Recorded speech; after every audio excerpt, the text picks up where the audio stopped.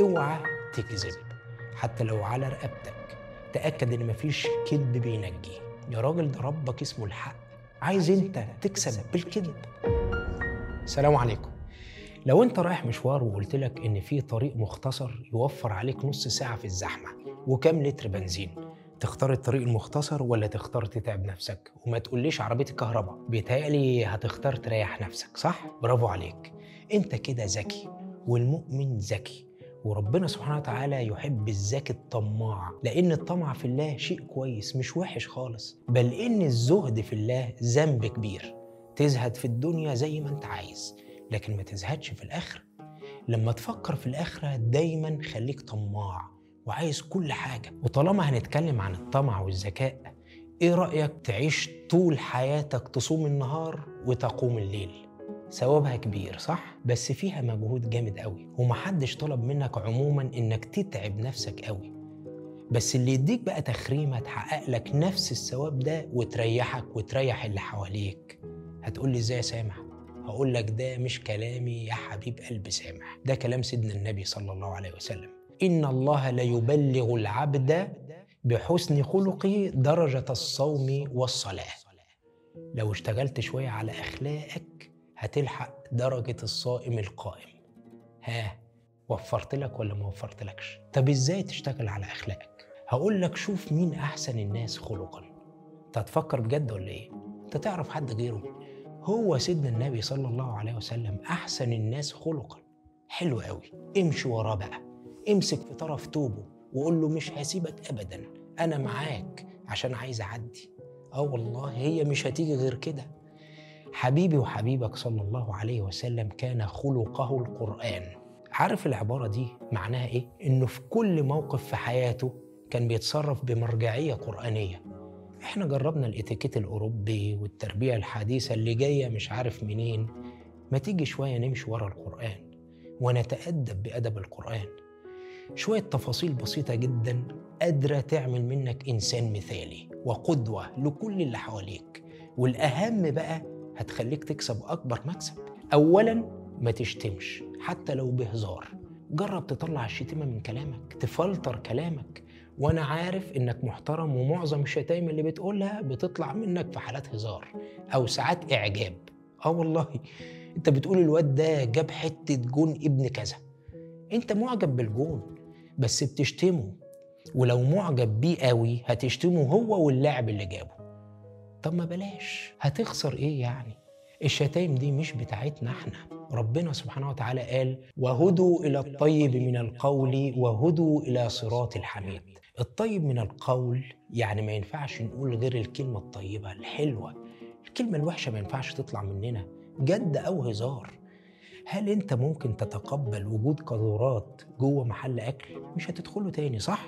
انت برضو انسان نظيف، ما ينفعش تقول كلام وحش. اتعلم تقول شكرا. اللي فهمك ان كلمة شكرا هتقلل من كاريزمتك ضحك عليك والله. ربنا سبحانه وتعالى ما بيأمرش حد بحاجة تقل منه ابدا. انا بقيت اشوف حاجة غريبة قوي، اللي هو تعمل لحد حاجة أو تقدم له خدمة فيقول لك ماشي أو يقول لك قشطة أو يقول لك أي حاجة تجنبه كلمة شكرا. طب ما تقول يا عم شكرا، هي الكلمة دي هتزعلك في إيه؟ هي بقت بفلوس بتتخصم من رصيدك في انستا باي. ده ربنا سبحانه وتعالى قال فاذكروني أذكركم واشكروا لي ولا تكفرون. ركز قوي في الكلام. ربنا قال اذكروني وقال اشكروا لي. كان الأقرب يقول اذكروني واشكروني. الفرق هنا كبير. اشكروا لي معناها انك تشكر ربنا وتشكر الأسباب اللي بعتها لك ربنا، والشكر عائد عليه برضه في الآخر. يعني لو انت واقع في مشكلة ومحتاج قرشين وحد سلفك القرشين دول، هو في الواقع دي فلوس ربنا، وربنا سبحانه وتعالى اللي بعتها لك، واللي سلفك ده مجرد سبب، بس انت لما تشكره فالشكر عائد لربنا. ده معنى اشكروا لي. وعشان كده سيدنا النبي قال لا يشكر الله من لا يشكر الناس. ما هي الناس دي ايه؟ ما هي أسباب وربنا سبحانه وتعالى سخرها لك. فتعلم تقول شكرا عشان ده من حسن الخلق مع الله قبل ما يكون مع الناس. تالت حاجة اتعلم تقول آسف، والله ما هتقل منك. ولو الكلمة دي تقيلة على قلبك تجنب يا أخي أي فعل هيجبرك تقولها، لكن ما تتجنبش الكلمة نفسها. لما تغلط لازم تعتذر. كلمة أنا آسف دي معناها أنا معترف إني غلطت ومش ناوي أكرر غلطي تاني، وده حق اللي غلطت فيه على فكرة. ومفيش حاجة ممكن تمنعك تقول آسف غير الكبر، وده شيء وحش قوي. كفاية أقولك إن ربنا سبحانه وتعالى قال إيه عن المتكبرين؟ سأصرف عن آياتي الذين يتكبرون في الأرض بغير الحق. يعني ربنا سبحانه وتعالى مش هيوفقهم أبدا. ربنا ما يجعلنا منهم يا رب. اوعى تكذب حتى لو على رقبتك. تأكد إن مفيش كذب بينجي. يا راجل ده ربك اسمه الحق. عايز انت تكسب بالكذب؟ ده ربنا سبحانه وتعالى قال قتل الخراصون. الخراصون يعني الكذابين. تخيل لما ربنا اللي يقولك على حد كلمة قاسية زي دي تفتكر ممكن يشوف خير في حياته؟ يا راجل ده اللي أمه داعية عليه ما بيشوفش خير. عايز واحد شايل وصمة من رب العباد يشوف خير؟ خامس حاجة، خليك متواضع لله. عارف إيه هو التواضع لله؟ إنك تكون مؤمن من جواك إن اللي عندك مش آخر اللي عند ربنا. ما تحسش بالدونية قدام أي مخلوق، بس حس بالضعف والنقص قدام ربنا سبحانه وتعالى. لو حسيت إنك بقيت حاجة كبيرة قوي وبدأ الغرور يدخل نفسك، افتكر كلام ربنا وهو بيقول إنك لن تخرق الأرض ولن تبلغ الجبال طولا. صدقني الغرور هو نهاية كل نجاح وكل تميز. الغرور هيخليك تقول لنفسك أنا خلاص قفلت اللعبة، وهتبطل سعي وجري، وكل الناس هتسبقك وتعديك. سادس حاجة، ما تغضبش، عشان الغضب عمره ما نفع صاحبه. ده في راجل راح لسيدنا النبي صلى الله عليه وسلم قال له انصحني نصيحة. تخيل من بين كل الحاجات الكويسة اللي في الدنيا سيدنا النبي نصحه نصيحة واحدة. قال له ايه؟ لا تغضب ولك الجنة.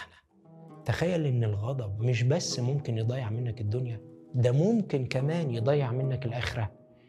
وعامل الناس باللين اللي ربنا سبحانه وتعالى قال فيه لرسوله الكريم فبما رحمة من الله لنت لهم ولو كنت فظا غليظ القلب لانفضوا من حولك.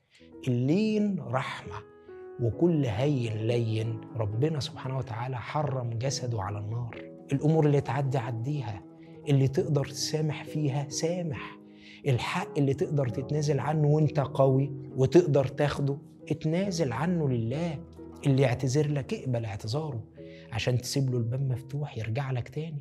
وافتكر ان مهما كان غلطه في حقك مش هيكون قد غلطاتك في حق ربنا، ومع ذلك عمرك ما هترجع لربنا سبحانه وتعالى معتذر وتائب، وهيكسفك. وكل سنة وانتم طيبين.